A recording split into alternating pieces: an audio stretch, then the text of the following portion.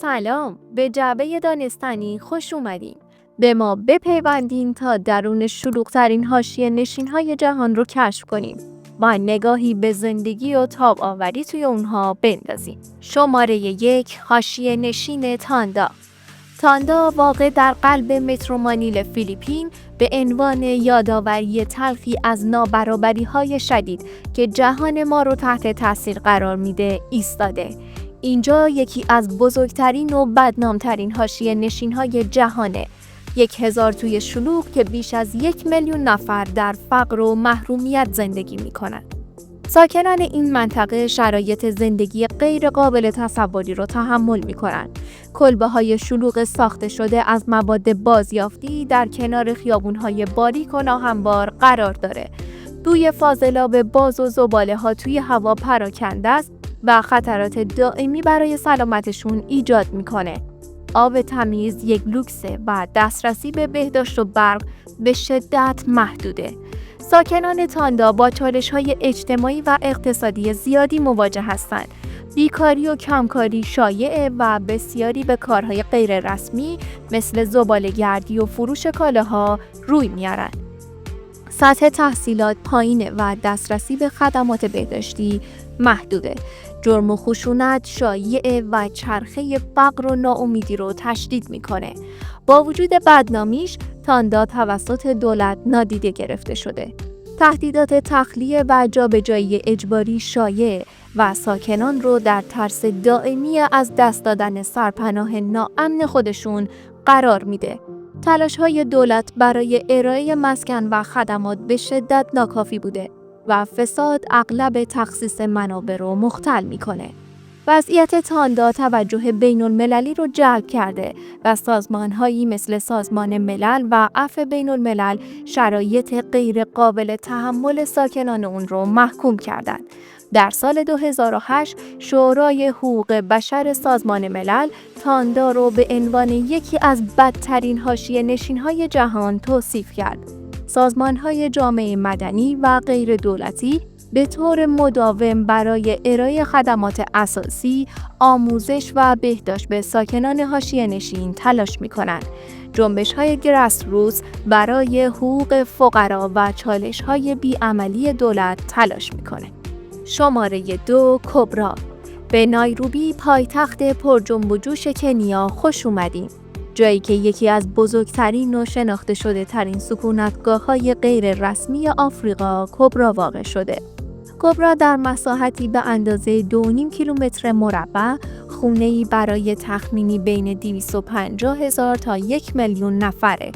تاریخ کبرا به اوایل قرن 20 برمیگرده، زمانی که سربازان اوگاندایی از ارتش استعماری بریتانیا در اینجا سکونت کردند.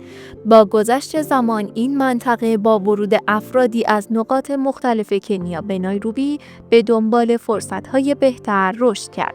زندگی در کبرا برای بسیاری یک مبارزه روزانه است، اما همچنین پر از فرهنگ زنده و پیوندهای قوی اجتماعی. با وجود چالش‌های متعدد از جمله دسترسی محدود به آب تمیز، بهداشت و مراقبت‌های بهداشتی، ساکنان کبرا یک جامعه تاب آور هستند. چالش‌های کبرا چند بعدیه. کمبود زیرساخت‌های مناسب به این معنی است که بسیاری از ساکنان در شرایط شلوغ و ناامن زندگی می‌کنند. با وجود این چالش‌ها، کبرا یک مرکز فعالیت‌های کارآفرینیه.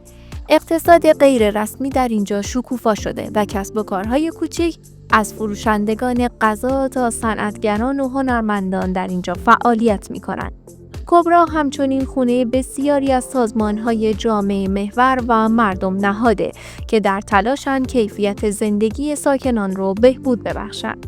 از برنامه‌های آموزشی تا ابتکارات بهداشتی، این سازمان‌ها نقش مهمی در ارائه حمایت‌های مورد نیاز ایفا می‌کنند. آینده کبرا در دستان ساکنان تاب آور و خلاق اونه و با حمایت مستمر از سوی دولت و سازمان‌های جامعه محور و مردم نهاد، امیدی برای بهبود شرایط زندگی و فرصت‌ها وجود داره. قبل از دیدن شماره 3 لطفاً لایک و عضو شدن رو فراموش نکنید. شماره 3، حاشیه نشین سایت سولی. سایت سولی واقع در پورتوپرنس هایتی یکی از بزرگترین و متراکمترین حاشیه نشین‌های جهانه که جمعیتی تخمینی بین 200,000 تا 400,000 نفر داره. این منطقه با فقر شدید و شرایط زندگی چالش برانگیز شناخته میشه. این سکونتگاه فاقد زیرساخت‌های اساسی از جمله بهداشت مناسب، آب تمیز و برق قابل اعتماده که زندگی روزمره ساکنان رو دشوار میکنه. خونه ها اغلب ساختارهای موقتی هستند که از مواد دور ریختنی ساخته شدن و حفاظت کمی در برابر عوامل جوی ارائه میدن. این منطقه به خاطر سطح بالای خشونت و ناامنی عمدتاً به دلیل حضور باندهای مسلح بدنامه.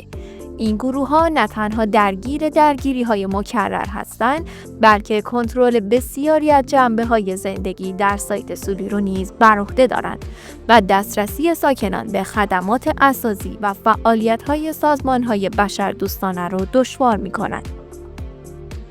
این جو ترس و بی‌ثباتی تأثیر عمیقی بر جامعه داره و فرصت‌های توسعه اقتصادی و آموزشی رو محدود می‌کنه. با وجود این سختی‌ها، ساکنان سایت سولی تاب‌آوری شگفت‌انگیزی رو نشون میدن. اقتصاد غیر رسمی برای بسیاری یک خط زندگیه و تجارت‌های کوچیک و صنایع دستی درآمد حیاتی رو فراهم میکنه. فروشندگان خیابونی، صنعتگران و سایر صاحبان کسب و کارهای کوچیک توی این شرایط چالش برانگیز برای حمایت از خانواده‌هاشون تلاش میکنن. سازمان‌های غیر دولتی و آژانس‌های بین‌المللی در تلاشن تا شرایط رو در سایت سولی بهبود ببخشند. ابتکارات شامل ارائه خدمات بهداشتی، بهبود دسترسی به آب تمیز و ارائه برنامه‌های آموزشیه. همچنین تلاش‌هایی برای توانمندسازی ساکنان، به ویژه زنان و جوانان، از طریق آموزش‌های حرفه‌ای و توسعه رهبری وجود داره.